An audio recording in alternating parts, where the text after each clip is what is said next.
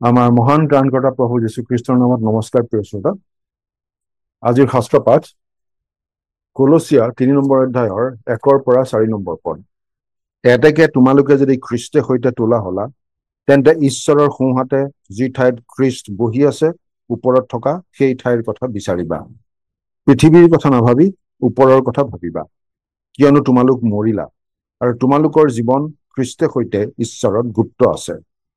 আমাৰ জীৱনৰূপ খ্ৰীষ্ট যেতিয়া প্ৰকাশিত হ'ব, তেতিয়া তেওঁৰ সৈতে তোমালোকো প্ৰতাপত প্ৰকাশিত হ'বা। সেয়া আছিল কলচীয়া ৩ নম্বৰ অধ্যায়ৰ ১-ৰ পৰা ৪ নম্বৰ পদ। কানাডাৰ অধ্যাপক এজনে এনেদৰে লিখিছিল, মোৰ কামৰ সন্দৰ্ভত মই আন্তঃৰাষ্ট্ৰীয় ছাত্ৰ ছাত্ৰীবোৰৰ সৈতে বহু সময় কটাব লগা হয়।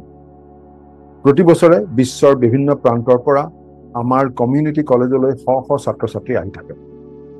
এই ছাত্ৰ ছাত্ৰীসকলৰ কিছুমানে কেৱল কানাডাৰ শিক্ষাৰ বাবেহে আহে যদিও বহুতৰে অন্তৰত থাকে কানাডাৰ নাগৰিকত্ব লাভ কৰাৰ সপোন। বেছিভাগ ছাত্ৰ ছাত্ৰীৰ বাবেই কানাডাত খৰচ বৰ বেছি। পঢ়া শুনাৰ কঠোৰ ৰুটিনৰ সৈতে ব্যস্ত থকাৰ লগতে এই ছাত্ৰ ছাত্ৰীসকলৰ বহুতেই 2টা বা আনকি 3টাকৈ অলপ সময় দিয়া চাকৰিও কৰে। ভাগৰুৱা আৰু ভোকাতুৰ অৱস্থাৰেই বহুতে কাম কৰি যায়, কাৰণ তেওঁলোকৰ হৃদয়ত থকা হাবিয়াসটো হৈছে স্নাতক হোৱা, ৱৰ্ক পাৰ্মিট লাভ কৰা, স্থায়ী বাসস্থানৰ অধিকাৰী হোৱা আৰু শেষত নাগৰিকত্ব লাভ কৰা। কিবা এটাৰ ওপৰত নিজৰ হৃদয়খন স্থাপন কৰাৰ অৰ্থ এয়েই যে কষ্ট তথা খৰচ যিমানেই নহওক কিয় আন সকলোতকৈ সেই বিশেষ বিষয়টো পাবলৈ কামনা কৰা আৰু সেই দিশত আগবাঢ়ি যোৱা। প্ৰতিজন খ্ৰীষ্টীয় বিশ্বাসীক ওপৰৰ কথা ভাবিবলৈ কোৱা হৈছে।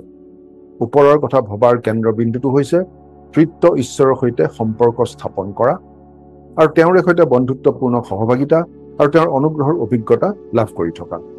খ্ৰীষ্টক ত্ৰাণকৰ্তা বুলি গ্ৰহণ কৰি আমি যে ঈশ্বৰৰ ৰাজ্যৰ নাগৰিক হৈছো, সেই কথাটো মনত ৰখাটোৱে আমাক জগতৰ পথত নহয়, ঈশ্বৰৰ পথত জীয়াই থাকিবলৈ প্ৰেৰণা দিয়ে। ওপৰৰ কথা ভবা মানে ভৱিষ্যতৰ সেই দিনটোৰ সপোন দেখা, যেতিয়া আমি প্ৰভু যীশুক মুখামুখিকৈ দেখিম আৰু অনন্ত কালৰ বাবে বিমল আনন্দত জীয়াই থাকিব পাৰিম। এনে এটা ভাৱ চিন্তাকেই আমাক আমাৰ হৃদয়ত স্থাপন কৰিবলৈ ঈশ্বৰে আমাক সোঁৱৰাই দিছে। যেতিয়া আমি এনেদৰে জীয়াই থাকিবলৈ শিকিম, তেতিয়া আমাৰ মনত এই ভাৱটো সদায় থাকিব যে এই পৃথিৱী আমাৰ ঘৰ নহয়। আমি এই পৃথিৱীৰ পৰা একো লৈ যাব নোৱাৰো। আমাৰ প্ৰকৃত ঘৰ স্বৰ্গতহে আছে আৰু আমি আশাৰে তালৈকেহে বাট চাই থকা উচিত। প্ৰাৰ্থনা কৰিম। স্বৰ্গত থকা মৰমীয়াল পিতৃ ঈশ্বৰ, তোমাক ভালদৰে চিনি পোৱা আৰু তোমাক গভীৰভাৱে ভাল পোৱাৰ ইচ্ছাৰে আমাৰ হৃদয় জ্বলি উঠক। আমি যেন তোমাৰ গৌৰৱময় ৰাজ্যৰ আগমনলৈ আশাৰে বাট চাই থাকিবলৈ শিকিম, আমাক এনে অনুগ্ৰহ কৰা। আজিৰ দিনটো তোমাৰ হাততে গতাইছো, ত্ৰাণকৰ্তা প্ৰভু যীশুৰ নামত, আমেন।